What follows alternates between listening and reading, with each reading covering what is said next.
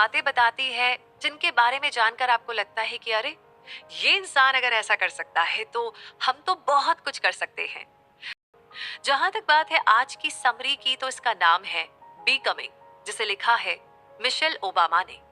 तो आइए हम इस समरी के बारे में जानते हैं। मिशेल ओबामा दुनिया के सबसे इन्फ्लुएंशियल लोगों में से एक मानी जाती है। वो एक लॉयर है और यूनाइटेड स्टेट्स ऑफ अमेरिका की फर्स्ट लेडी रह चुकी है। उन्होंने एक पत्नी, माँ और फर्स्ट लेडी होने के रोल को बैलेंस करना कैसे सीखा, उन्होंने यूनाइटेड स्टेट्स ऑफ अमेरिका की फर्स्ट लेडी के रूप में क्या-क्या योगदान दिए। इस समरी में आप मिशेल ओबामा के बचपन से लेकर उनके पति की प्रेसिडेंसी खत्म होने तक के सफर के बारे में जानेंगे। आप जानेंगे कि कैसे उन्होंने अपनी पहचान को बनाए रखने की कोशिश करते हुए नस्लवाद, सेक्सिज्म, मां होने की जिम्मेदारी और पॉलिटिक्स का सामना किया। तो आइए शुरू करते हैं इस जर्नी को। सबसे पहले बात करते हैं बचपन की। मिशेल ओबामा 1960 यानी कि 1960 के आखिर में शिकागो में बीते अपने बचपन के बारे में बताती है। उस समय के दौरान यूएस की हालत बहुत खराब थी। जॉन एफ कैनेडी और मार्टिन लूथर किंग जूनियर के मर्डर की वजह से देश की पॉलिटिकल सिचुएशन अस्त व्यस्त हो गई थी।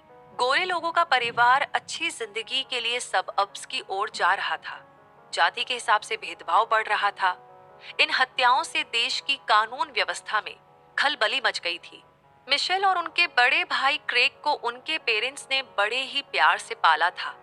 वो एक बंगले के दूसरे फ्लोर पर रहते थे।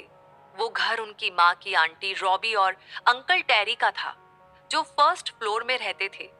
उनके पेरेंट्स अपने बच्चों को बहुत सपोर्ट करते थे और अपने बच्चों की ग्रोथ को लेकर के फोकस्ड रहते थे। उनकी माँ एक होम मेकर थी जो उन्हें पब्लिक लाइब्रेरी ले जाया करती थी। उनके पिता शहर में काम करते थे, जिन्होंने उन्हें जैज म्यूजिक और आर्ट के बारे में सिखाया। उन्होंने मिशेल की रीडिंग स्किल्स और म्यूजिक के लिए प्यार को कम उम्र में ही डेवलप करना शुरू कर दिया था। रात के टाइम में पूरा परिवार एक साथ बोर्ड गेम्स खेलता, कहानियां सुनाता और एक साथ जैक्सन 5 के गाने सुनता था। मिशेल के घर का जिंदा दिल माहौल आंटी रॉबी और अंकल टेरी के घर से बिल्कुल उल्टा था, जो डल और फीका माहौल था। आंटी रॉबी थोड़ी सख्त थी और वो अपने घर में पियानो सिखाती थी। वहीं अंकल टेरी एक रिटायर्ड पॉटर थे, जो शांत स्वभाव के थे। क्रेग ने अपना पियानो लेसन आंटी रॉबी के साथ शुरू किया। आंटी रॉबी के सिखाने की और उनका पॉजिटिव रिस्पांस देख करके मिशेल ने भी पियानो सीखने का फैसला किया जब वो सिर्फ 4 साल की थी। उनका मानना था कि उनका म्यूजिक का पैशन उनके परिवार से मिला, खासतौर पर उनके ग्रैंडफादर साउथ साइड, जो जैज म्यूजिक को बहुत पसंद करते थे। उनके पहले पियानो क्लास में आंटी रॉबी ने उन्हें बहुत डांटा और उन्हें मिडिल सी की पर उंगली रखने को कहा। मिशेल ने पुराने पियानो के मिडिल सी की में एक स्लाइड चिप को नोटिस किया और इसने मिशेल को उस स्किल को मास्टर करने में हेल्प की। उन्होंने अलग से वर्कबुक भी पढ़ी थी।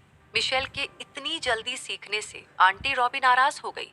वो दोनों अक्सर बहस करते, जिसमें मिशेल एक लॉयर की तरह बिहेव करती। जल्दी ही मिशेल, क्रेग और बाकी स्टूडेंट्स को अपने टैलेंट को स्टेज पर दिखाने का मौका मिला, जिसे आंटी रॉबी ने रूजवेल्ट यूनिवर्सिटी में ऑर्गेनाइज किया था। जब स्टेज पर जाने की पारी मिशेल की थी, तब वो जिंदगी में पहली बार नया पियानो देखकर चौंक गई। आंटी रॉबी ने शांति से अपनी उंगली मिडिल सी की पर रखी, क्योंकि उन्हें पियानो की कीज में कोई चिप नहीं दिख रही थी। उसके बाद मिशेल ने बखूबी गाना बजाया। इस चैप्टर में मिशेल ने अपने बचपन के उन एक्सपीरियंस के बारे में बताया जिसने उन्हें दुनिया की प्रॉब्लम्स और हकीकत को समझाया था। उनके ग्रैंडफादर द्वारा बताई गई जाति के कारण भेदभाव की कहानियां और महंगे पियानो को देखना मिशेल को एहसास कराया कि दुनिया में हर चीज फेयर और बैलेंस्ड नहीं है।